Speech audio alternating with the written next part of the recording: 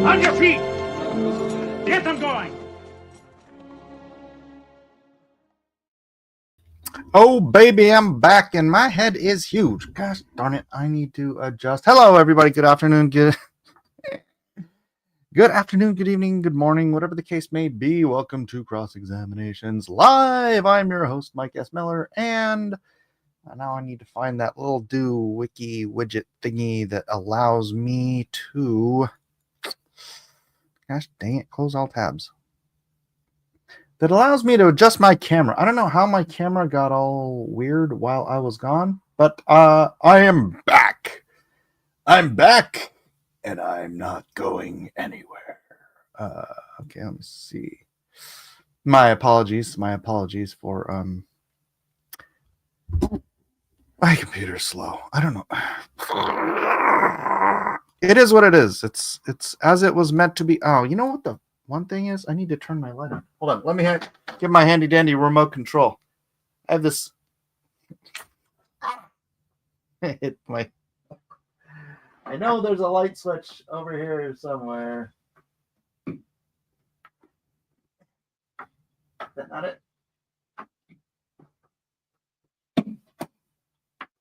You know, I'm just gonna get up. So if the light's not on, then everything else gets kind of wackadoo. I am too big, right? This isn't my imagination. I look very large. Oh, there we go. Here we go. This is it. Zoom. There we go. Is that better? You guys want me all the way out like this? Look how little I am. No. Max zoom. No, I don't like that either. All right. How's that? Is that okay? That's okay, right? So now you can really kind of see my... whatever. You guys just got to deal with it. All right. Let's see. I'm in the middle of a big conversation in the Squid Grow chat right now, so... my phone broke. Oh my gosh. Okay, so East Denver, guys. I was out at East Denver for the week. Shillin' and Skrillin', and boy, this application we have for Squid Grow called Silent Swap. What an extraordinarily easy thing to sell. Oh, I mean, I wasn't selling it. I'm not a salesman, but it's like, how rare is it that you find, or you're okay? I didn't do it. I had nothing to do with it. I'm just an artist, but I'm on the team, right? And so, how often is it that you have something that, like, everybody in the industry, well, not 80 to 90% of the companies in the industry, when I told them, "Do you need this?" and they're like, "Yeah."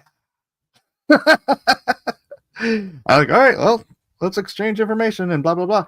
So, gosh, it was like selling popsicles to people in the desert. Just amazing. I think we're going places. The whole Squid Grow thing. I'm not financial advice or anything, but it was I'm a little flabbergasted, honestly, at how much everybody there. Not everybody. There were some hippies who didn't care about privacy for some reason. That was funny. There's these guys who are trying to use blockchain for what's it called, like renewables. So like they're the hippies in the Bitcoin space or in the crypto space, and like none of the renewables companies had any interest in privacy for some reason. I mean, you'd think, shouldn't everybody care about their own privacy? It's like, privacy is like, it's a human right, right?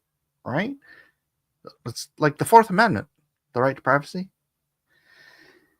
But the hippies don't care about your privacy. Socialists. Oh, That's delicious. How has everyone else been? That's where I've been. That's why I've been very busy. I haven't been doing cross-examinations. I was out in East Denver, and boy, it was beautiful out there. I don't know if you guys have been to Denver, but I was expecting it to be like 30 degrees and snowing, because that's the way it was like the week before I got there. And I got there, and it was like every day it was like 65 degrees, sunny, just gorgeous. And then, the sun goes down and the temperature goes, but it only got down to like around 40. So it was never like bitter cold. I pretty much just wore this sweatshirt, which is probably why it stinks. Most of the time I just wore this sweatshirt, and we were like, oh, have you guys rode those scooters? Those scooters you see downtown all the time? Well, we got the Ubers in Denver were for some reason stupid expensive. And so we took like a scooter ride. And then like after the first scooter ride, we're just like, we just wanted to ride the scooters the whole time. So like everywhere we went. And these are like, our place is like 2.5 miles away. It's like, let's get scooters. So we all just like, and it was like a little scooter gang just zipping around downtown Denver. It was a lot of fun. But couple of things. Super dry air. So every morning I was waking up with like, what's his face is Superman's little crystal spaceship he left Krypton in. That was in my nose every morning. It was very annoying and unpleasant. And the food is terrible. The food in Denver is crap. Literally the best thing I had to eat was when we were at the airport on the way out. We stopped at a smash burger, and I was like, oh, finally, food that is worth the money I just paid for it.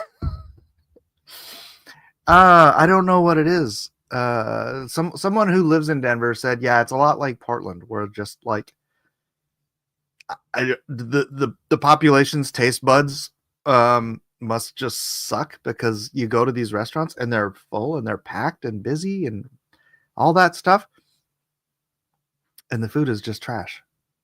I don't want to say like inedible garbage, but you guys know me. I'm a bit of a foodie. I'm a bit of a stickler when it comes to my food. And if I go to a restaurant and I pay a premium for something I can make better at home,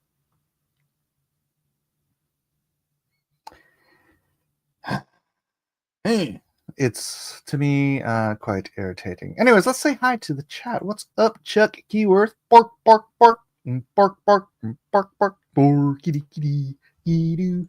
Corpse Grinder looks so peaceful until you get a look at the tree, at the 3 torture devices on the hill. Oh, you're talking about this.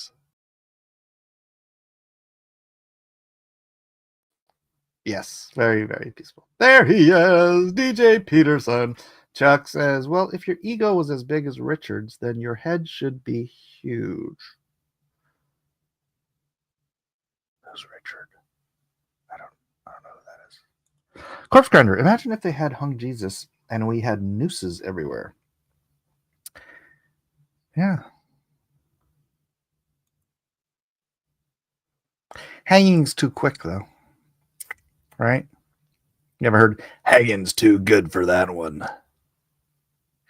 Well, Jesus had to pay the price for the worst of us. Oddly enough, when I was a young, foolish guy, I was like, you know what? If I ever were to, if I had to choose a method of my death, and I couldn't say like, oh, I want to die in my sleep. If I had to choose a method of my,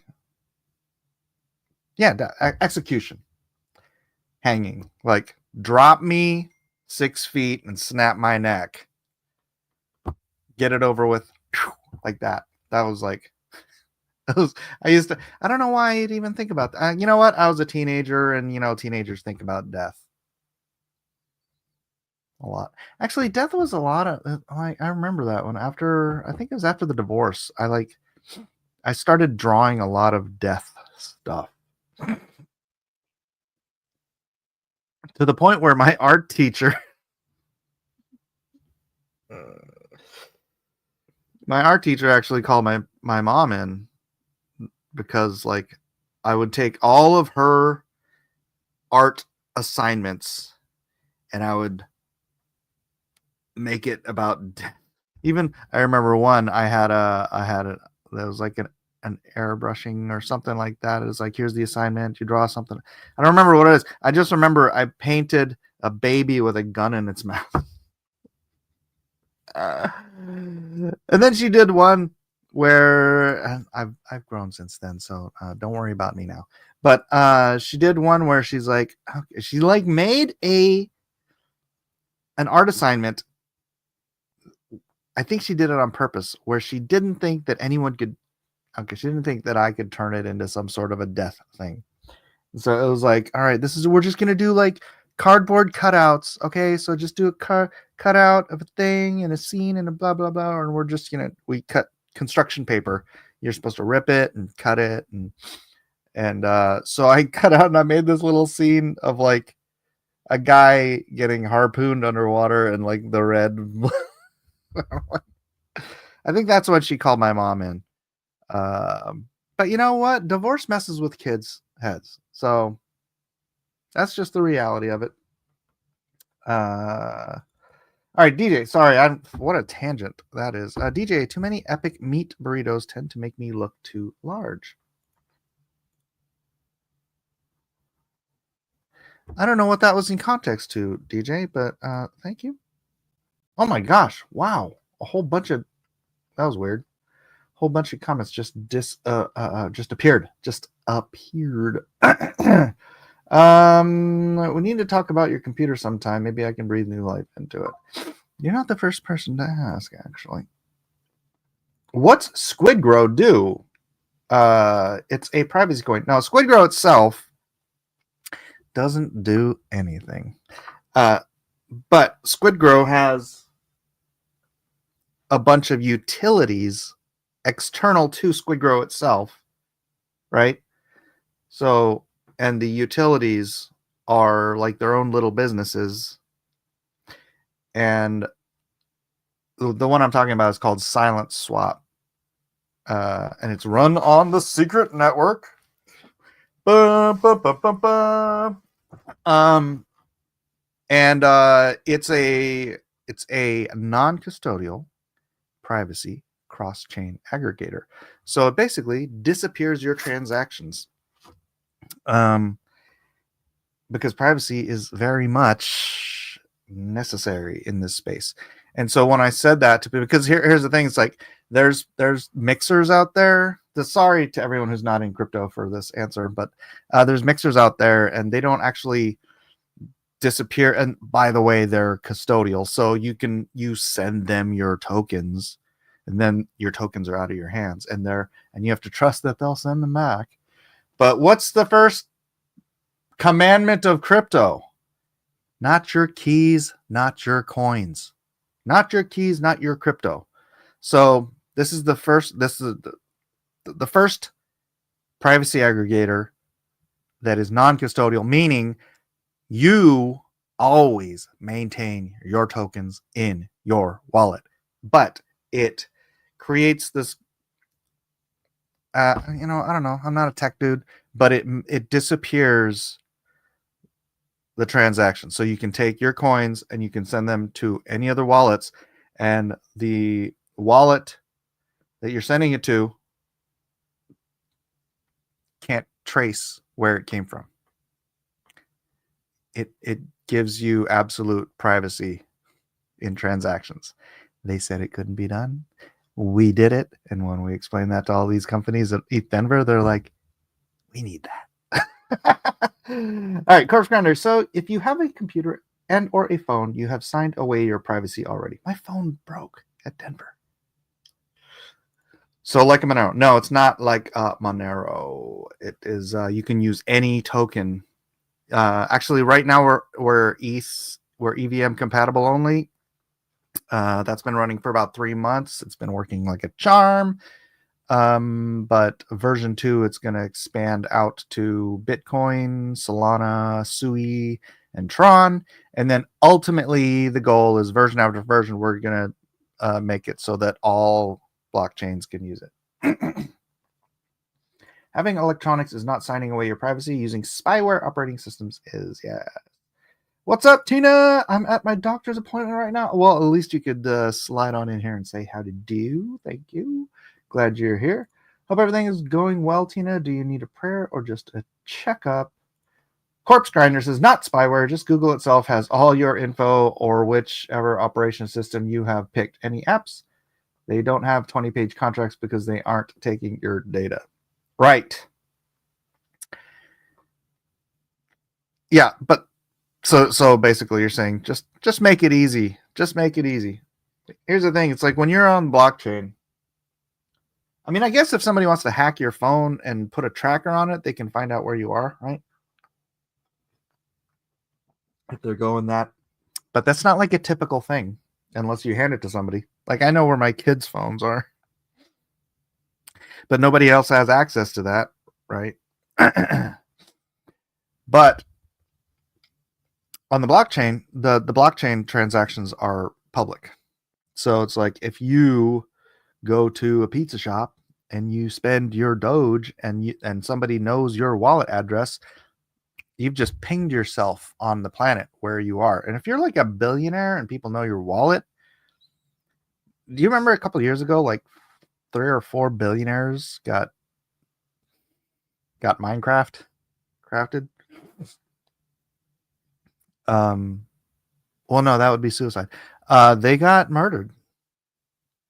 Like, no bueno. So privacy is of great concern in this space, and as crypto is more and more adopted, that's going to be a very, very key factor. And being a non-custodial privacy cross-chain aggregator puts us first mover advantage. And yeah, boy, everybody at ETH Denver, not everybody, like I said, 80-90% of ETH Denver companies were like, yeah. So we got a ton of contacts, and we're going to be making a lot of, I'm going to be busy this week contacting all between me and my the dude that I was doing the pitching with. You know what? That's none of your business. We got a lot of contacts. I'm going to be busy. I dropped in the middle of you complaining. What is it about? I don't know what I was complaining about. My own food. Yeah, Denver. The cuisine in Denver is quite lacking. The first night I had short ribs. First of all, they only brought me 2 very thin short rib strips, and they were overcooked and very poorly seasoned for what they were. The second night I had, or was it that too? I don't know. I went to a burger place called Illegal Burger. Terrible. I'd give it a 6 out of 10. Dry. Not, first of all, he said it was a 1/3 pound patty. I'm like, bro, this ain't even a freaking 1/4 pound patty. I know patty size. That ain't a freaking 1/3 pound patty. And just not even enough sauce on it. And then the bun had like all these like black sesame seeds, and no. And then it was a mushroom burger, and they barely had any mushrooms on it. I'm like, why are you calling this a mushroom burger, yo? So I was like, I don't want to talk about every single place I went, but the best food I had was the smash burger at the airport on the way out.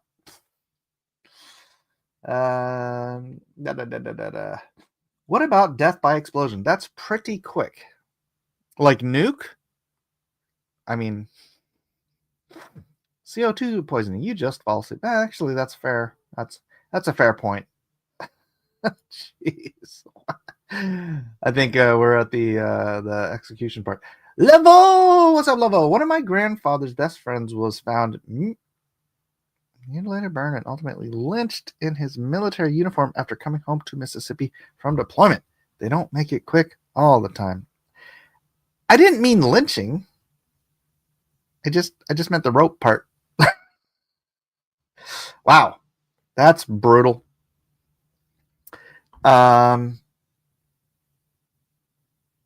That wasn't the dude in Cairo, Illinois, was it?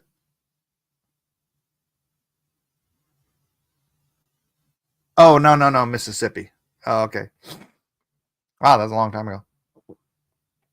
I like how Mike reads chats 10 minutes later and then chats have completely lost their context. Fine. You want me to scoot down? What's up, Wolf Fist? Welcome. Amy, welcome. Who have I missed? Yeah, I wrote the narrow comment before you. Okay. I'm sorry. Let me scroll down to the bottom. What's up, Wrangler? Crypto was dark money for the dark web. Y'all made really bad people very rich by making it popular. That's not what it was for, Corpse Grinder. That's what it was used for. The funny thing is about any, and you'll find this is just a truism. Any new technology tends to be used by nefarious people. Like nefarious people like drug dealers and pornographers and stuff like this. They tend to be early adopters of new technology. That doesn't make the technology itself bad. So Zeta, interesting crypto project. I will have to look into it. Yes, please do. You want the Telegram? Here, let me drop the Telegram in there, and you can view group info. Join the Telegram, and you can ask all your questions and find out everything you need to know. There's the Squid Grow Telegram. Right. Oh, you don't have a Telegram account. Well, that doesn't help you then. There's a Discord. You want the Discord? Yeah, or we're on X too. We're on X. Just go to Squid Grow on X and Squid Grow Official. I don't know. Something like that. You can find it. You didn't need Bitcoin in the 90s unless you were buying something off the dark web. Astonishingly, Bitcoin didn't exist in the 90s. Yeah. Bitcoin wasn't around until what, 2009? And the first use case of Bitcoin was buying pizza.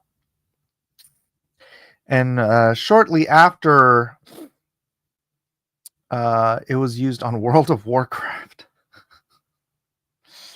People used Bitcoin as in-game currency in World of Warcraft. So it existed alongside of the Silk Road. Yeah, I know. I'm aware of that, Corpse Grinder.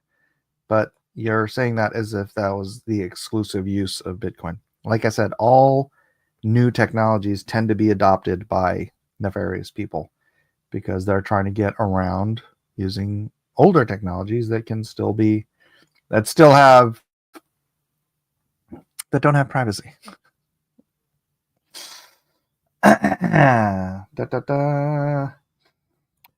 DJ says, going to be honest, I have no idea how you can erase a transaction in crypto token and still keep it valid. That sounds like amazing tech. Yeah, I don't, the tech, it's something like it create your wallet creates like daughter wallets, and then it goes to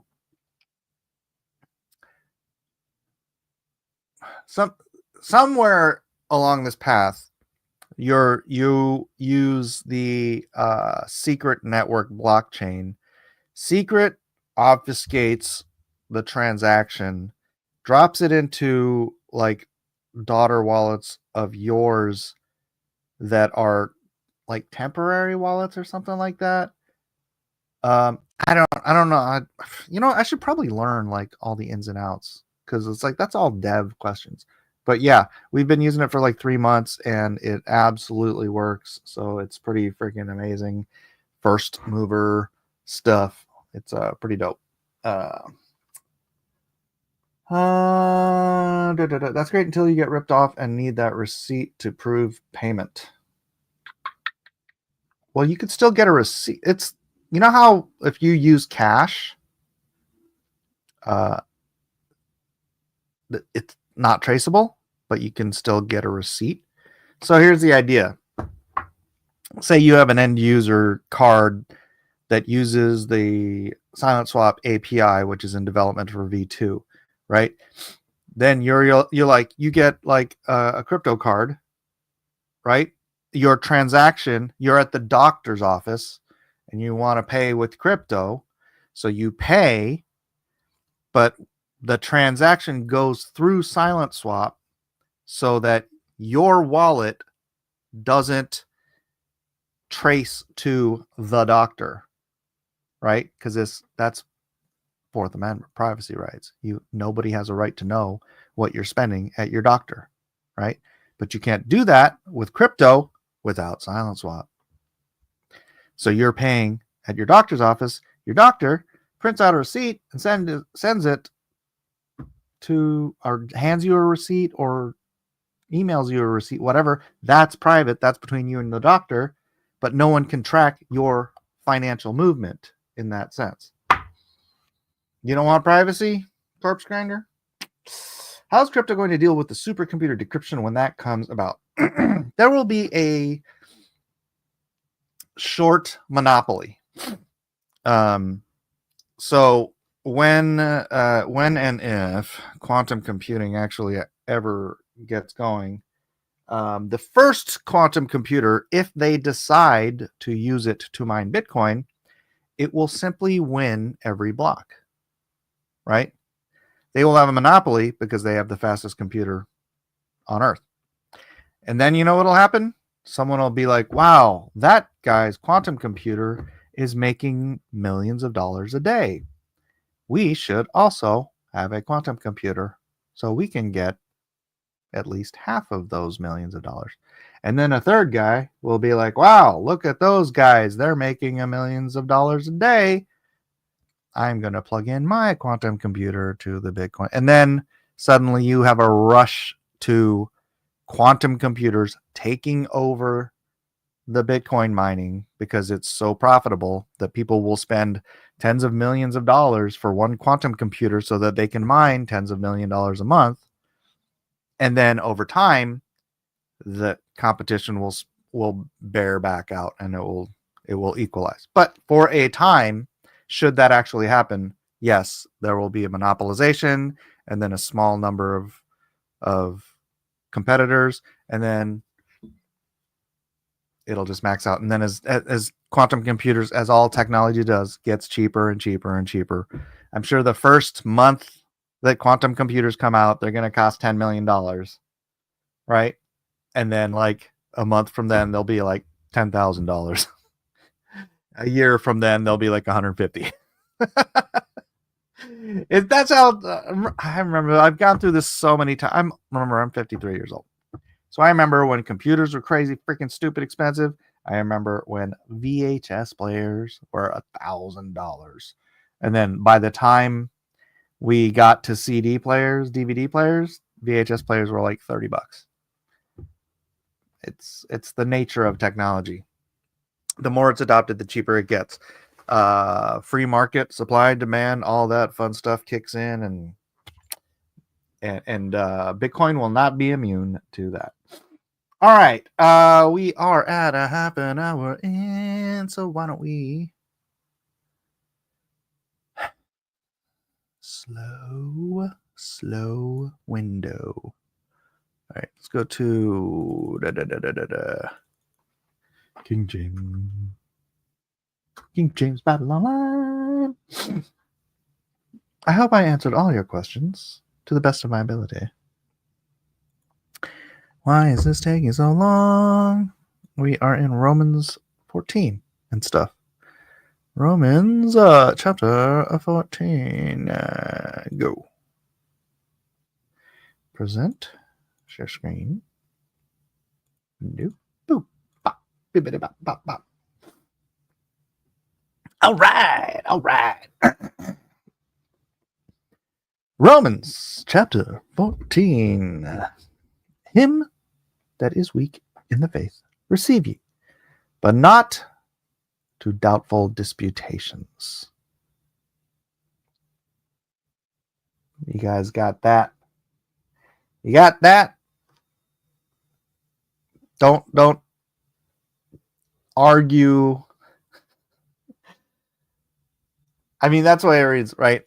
Doubtful disputations. It's like they are weak in the faith, but they want to argue for their, what do you say? How do you, what's the word? And I don't mean the disputing. I mean the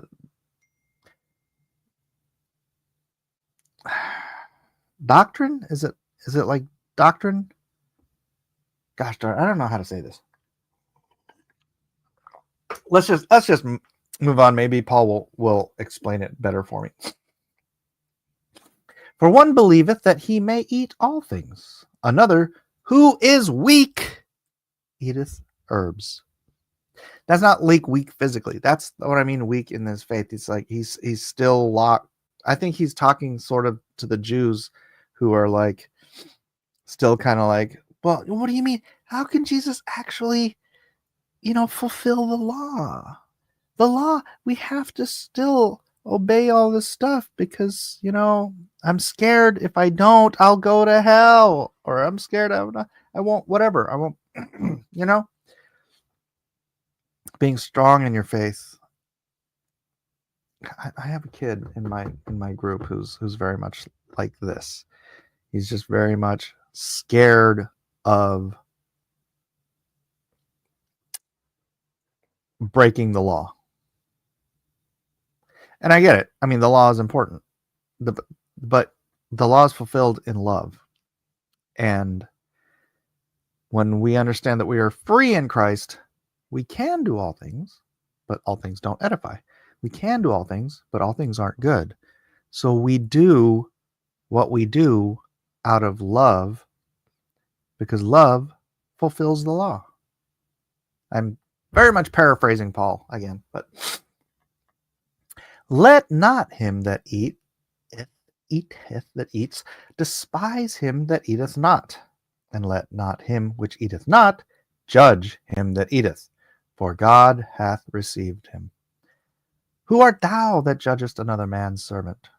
To his own master he standeth or falleth. Yea, he shall be holden up, for God is able to make him stand. One man esteemeth one day above another, another esteemeth every day alike. Let every man be fully persuaded in his own mind. He that regardeth the day regardeth it unto the Lord. He that regardeth not the day, to the Lord doth he not regard it. He that eateth, eateth to the Lord, for he giveth God thanks. And he that eateth not, to the Lord he eateth not, and giveth God thanks. For none of us liveth to himself, and no man dieth to himself. For whether we live unto the Lord, and whether we die unto the Lord. Whether we live, therefore, or die, we are the Lord's. For to this end Christ both died and rose and revived, that he might be Lord of both the dead and living. But why dost thou judge thy brother? Or why dost thou set at naught thy brother? For we shall all stand before the judgment seat of Christ. For it is written, As I live, saith the Lord, every knee shall bow to me, and every tongue shall confess to God. So then every one of us shall give account of himself to God. This one kind of, why dost thou judge thy brother? This is weird because I believe we are to judge. I know this flies in the face of what this is saying, but is my general conception of Scripture in total that we're to judge in the sense that we are to keep each other accountable, right? But this isn't talking about like outright sin. This isn't talking about like, hey, bro, stop lusting after that chick. You have a wife. What about whatever, whatever, like direct. This is talking about like basically the dietary laws and the Sabbath, right? Like, when do you esteem your Sabbath? Is Sabbath for man or is man for Sabbath? This is sort of the category of what he's talking about not judging, right? If you see your freaking friend heading into a strip bar, if you see your brother in Christ heading into a strip club, yes, go and stop them if you can. It's not like you can be, oh, he does that unto the Lord. No, he's not doing that unto the Lord. That is not what we're talking about here. This is not. Yes. Okay. Let us not therefore judge one another anymore, but judge this rather, that no man put a stumbling block or an occasion to fall in his brother's way. I know and am persuaded by the Lord Jesus that there is nothing unclean of itself, but to him that esteemeth anything to be unclean, to him it is unclean. See, that's what we're talking about, the cleanliness laws. Ultimately, we're talking about food. Because like Peter was given the vision by God that God hath cleansed everything, that call not that unclean which I have cleansed. So God cleansed I don't know how it works, but somehow in the sacrifice of Christ, fulfilling the law, he cleansed the unclean animals, at least ritually, I guess. But to the point where he said, look, Peter, take, kill, eat. And Peter says, not so, my Lord, for I have never eaten anything unclean. And then God says, call not that unclean which I have cleansed. And he's very specifically talking about take, kill, eat all these unclean creatures, right? So but if you are like my friend Micah, who still believes in the cleanliness law, then to him it would be a sin because he is weak in his faith, doesn't understand. I mean, I'm using Paul's words. I think he's a very good Christian, but in Paul's words, he's weak in his faith, and he thinks that we still have to abide the cleanliness laws, even though God said point blank, call not unclean that which I have made clean. But if he esteems it as unclean, to him it is unclean, and therefore if he eats it while persuaded, then he is sinning. But if thy brother be grieved with thy meat, now walkest thou not charitably. Destroy not him with thy meat, for whom Christ died.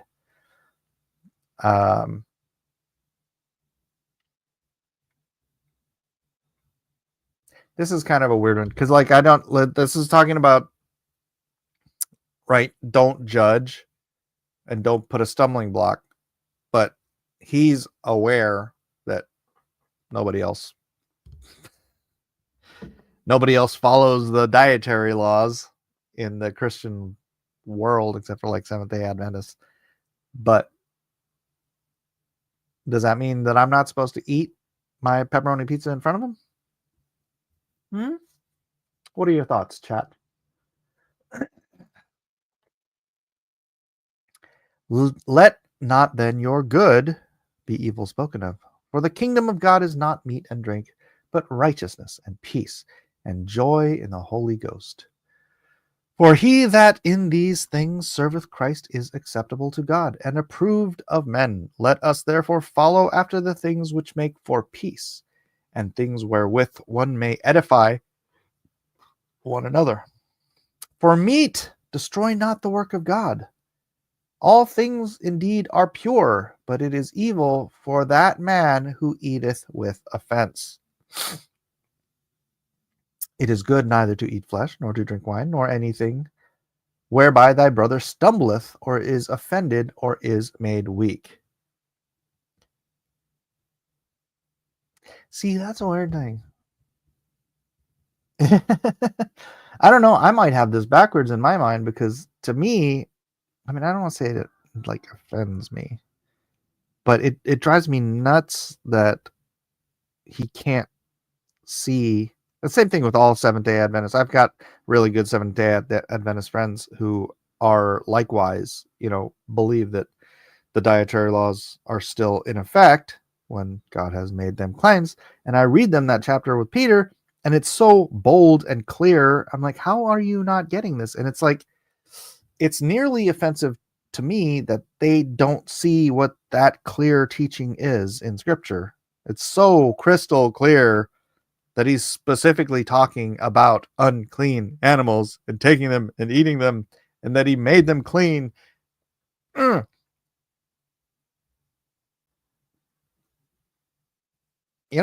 It's like, but then again, I am the one who's apparently stronger. According to Paul, again, I think these guys are good, faithful Christians. So I'm not saying they're weak, but this is Paul's language, that they are weak in that they cannot accept that God has cleansed the food. I'll be honest, I still have a little weird, wishy-washy trouble with this, the concept of this. Hast thou faith? Have it to thyself before God. Happy is he that condemneth not himself in that thing which he alloweth. And he that doubteth is damned if he eat, because he eateth not of faith, nor whatsoever is not of faith. For whatsoever is not of faith is sin. Yeah, that's the thing, isn't it? He can't trust. He trusts. That's weird. He trusts in the law, but he doesn't trust that God fulfilled that part of the law. I guess. I don't know. I'm not here with answers, guys. I'm just here with to bring up the conversation. Anyways, amen. That's Romans chapter 14. Let's talk about it, shall we? If pepperoni pizza causes your brother to stumble, then don't eat it in front of him. But the stumble would then be having him eat it, right? Like having him desire it, right? Because like he'll come over to a party and like there's pepperoni pizza at the party, but I'll buy him a cheese pizza so that he doesn't have to, like, sorry, you'll have to starve. I only have pepperoni pizza. Wash your pawpaws before you eat a snack with your Judaic friend, saving your pepperoni pizza for after he goes home. Well, that's Jewish. If you're Jewish, that's different because they are not under Christ. Pureblood says, what means, hello, welcome, Pureblood. What means the name of Christ, the literal name? It means Messiah. Messiah, he who is promised to save for our salvation. Christ is literally the same word. It's the translation of Messiah from the Hebrew. I feel like if he is enticed unto sin, then it brings your brother down. Even if he doesn't sin, it still tempts. Well, he doesn't seem tempted. He's like very convicted. He is assured in his, like when we have this discussion, it's not like while we're sitting in front of a pepperoni pizza. We have this discussion during Bible study. Let's see. PC Joseph. Hello, PC. About 1% of babies are born intersex, both male and female. Parents often do surgery after picking a sex to go with. Why in the world does God make this happen? Wondering. Well, I wouldn't say God makes it happen. I would say that we are in a fallen world, and because we're in a fallen world, crap goes wrong, right? I don't blame God for everything that goes wrong. I don't blame God for the pimples on my butt. That's a saying. I don't actually have. Actually, once in a blue moon, don't you hate that? Like a pimple on your. Anyways, I don't blame him for my gray hairs. I don't blame him that my son was born special needs, right?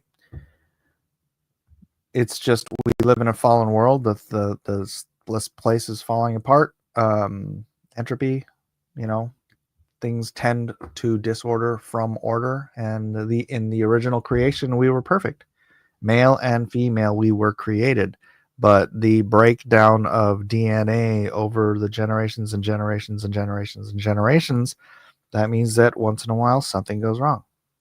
My son was born with an extra chromosome. That's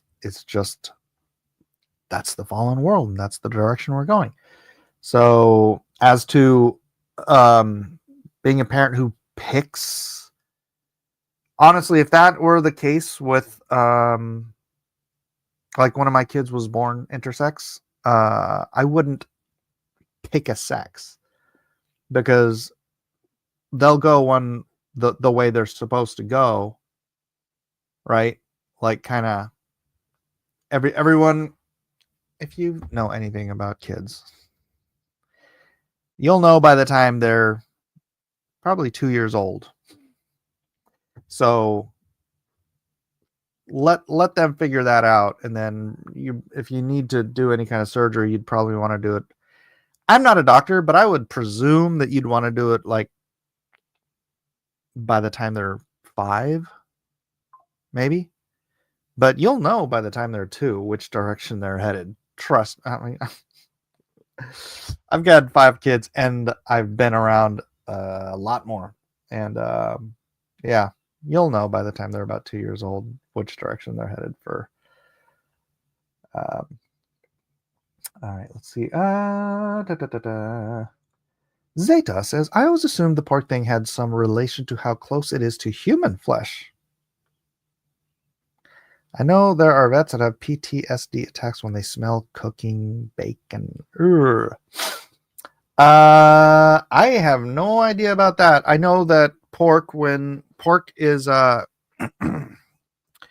highly susceptible to tapeworms, and so that's why we here in the West tend to cook it to, 190 degrees for at least 20 minutes, something like that, because you want to kill all of the parasites. And parasites are a bad thing. Now, I grant you can get parasites from just about anything. You can get them from, if you have pets, you have parasites. That's kind of the rule. And so regardless if you're Jewish, Muslim, Christian, atheist, whatever, you should probably do a regular parasite cleanse anyways. But they didn't know about all that stuff back then. So God just said, these are the animals that are generally clean. I mean, you can eat steak raw. You can eat most ocean fish was raw. You'll still get parasites from like lake fish, which is anyways. But you don't want to eat that. Like the things that he qualified as unclean, they generally are more unclean in that sense that they'll have parasites. Like a pig will root in its own feces. What is it about camels? There's something disgusting about camels too. There's very specific like categories of stuff, and one of them is like garbage eaters, garbage feeders, right? Like, so fish without scales is one of the unclean things, right? What's a fish without scales? Catfish. What do catfish do? They root around on the bottom eating freaking the nasty stuff. So the things that are eating the nasty stuff are generally unclean. They're generally going to have more health problems. So I think it was very much, I mean, looking back at it from a more modern view, we could see why God would pick these things as unclean. The real question is, I know now that they're ritually unclean. Now they're ritually clean. Does that make them any healthier for us? Or did Jesus just... That's my question. Why did you make them ritually clean other than the fact that they're delicious? Or was it just that God was trying to keep the Jews healthy until the Messiah came? Like he wanted the lineage of the Messiah to be as clean and pure and healthy as possible until Messiah came, and then he's like, all right, that's good. We're done here. I don't know. I don't have all the questions, guys. I mean, I don't have all the answers. My feeling on the verse, basically, don't put people in awkward positions that make them feel sinful. That's a good take. I don't know. Nice, you got your friend cheese pizza. Yeah, because I'm not gonna, I don't know. Maybe if you had a friend that is attracted to Jessica Alba, maybe not invite him over to watch Into the Blue or Sin City. Also a good point. Pureblood question: who was the greatest female financier in the Bible? Answer: Pharaoh's daughter. She went down to the bank of the Nile and drew out a little profit. I'm going to steal that.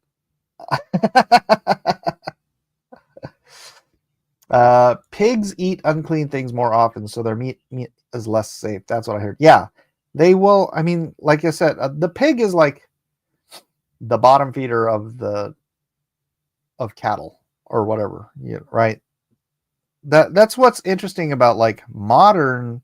I think like modern pig farms are probably way healthier, even though they're like quote unquote inhumane or whatever. Modern pig farms, they feed pigs grain and corn and whatever, right? Like in the old days, people would literally throw out their trash and let their pigs eat it, which I don't know, whatever. Like pigs were the disposal. I don't know that that's terribly but it's like so random. But like today, it's like pigs get very much like a cow kind of diet, right? Grains and corn and grass if they let them out. I saw something say they were saying salmon now have parasites. Right. So freshwater fish are more likely to have parasites than ocean fish. And the issue with salmon is they start their lives in freshwater and then they go out into the ocean. That's why they get pink flesh, because they go out and they eat plankton, which is pink. Is it plankton? I think it's plankton. And then that colors their flesh, and then they go back in. Same thing with steelhead trout, right?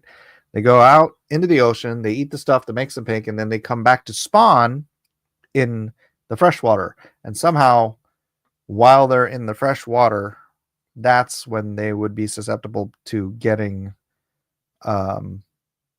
parasites. So I think it's like if you're catching salmon in the sea versus catching salmon in the river, I don't really know.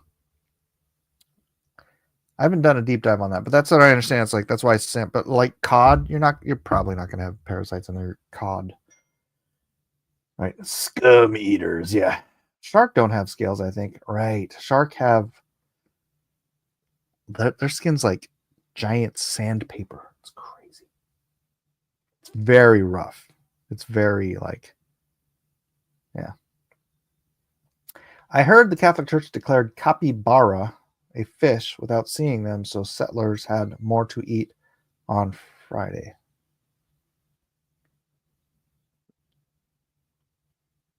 I'd need to check on that. Zeta says, the internet has unfortunately forever ruined cheese pizza for me. Oh, because of the glue? Like Flamingo.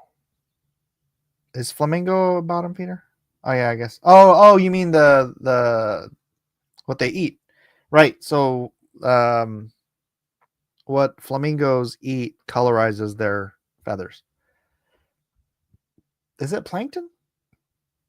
Weird that those fish can live in both fresh and salt water. Isn't it, though? Isn't that weird? Because so many can't. It was capybara and beavers, I believe. You've got to be kidding me. Did they actually do that? They didn't. Really?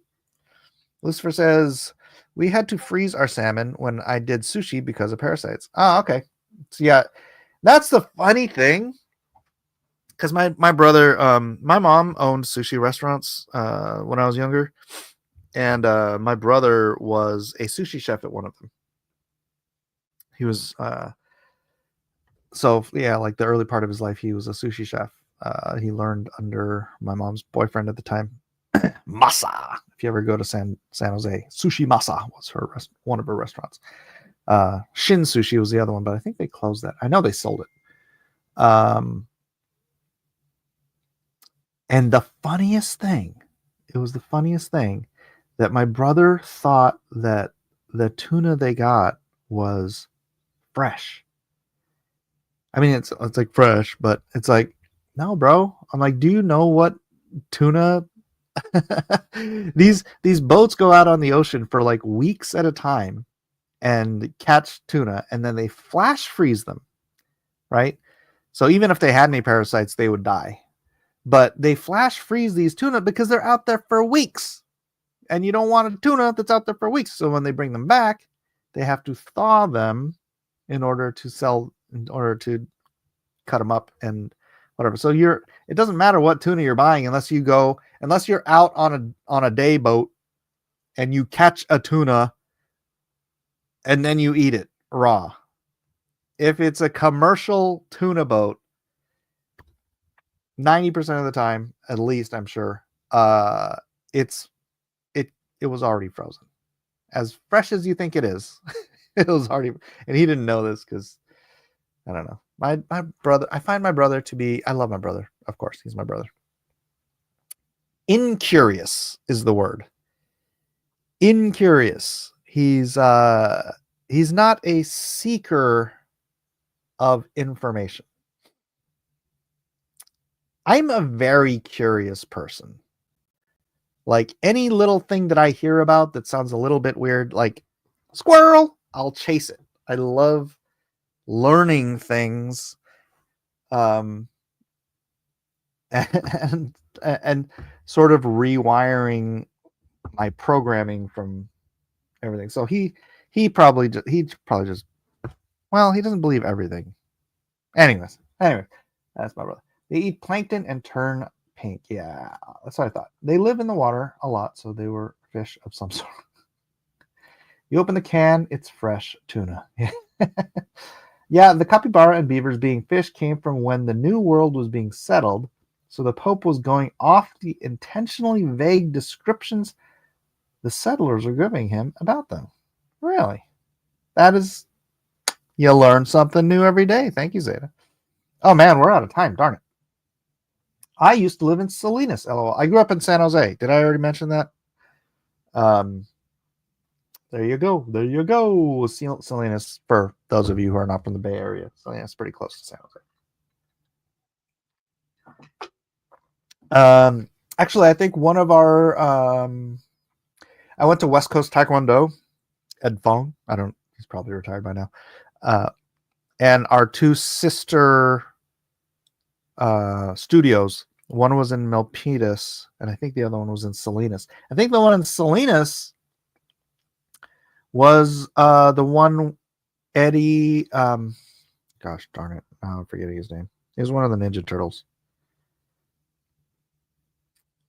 No, not Eddie. Oh my gosh. Why am I blanking on his name? Ernie Reyes. Ernie Reyes was the instructor at I believe, the Salinas branch of West Coast Taekwondo. And that's Ernie Reyes Jr., which is one of the Ninja Turtles, who we used to do demonstrations with.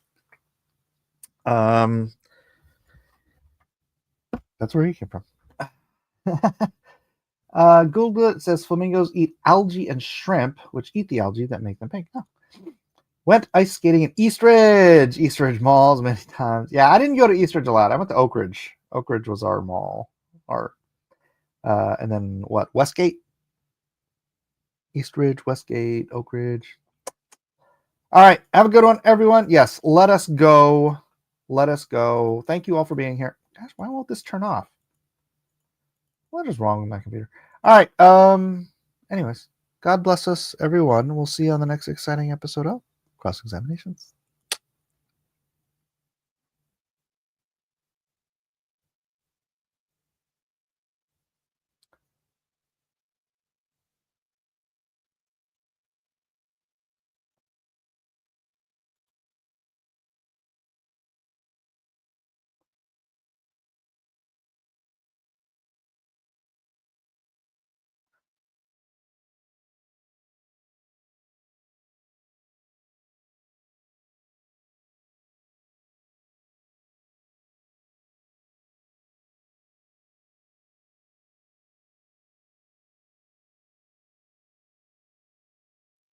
Okay, I don't know what's going on here, but it did not end. Let's try this again. Blah, blah, blah, blah, blah. Cross-examination. Back in line, you dog!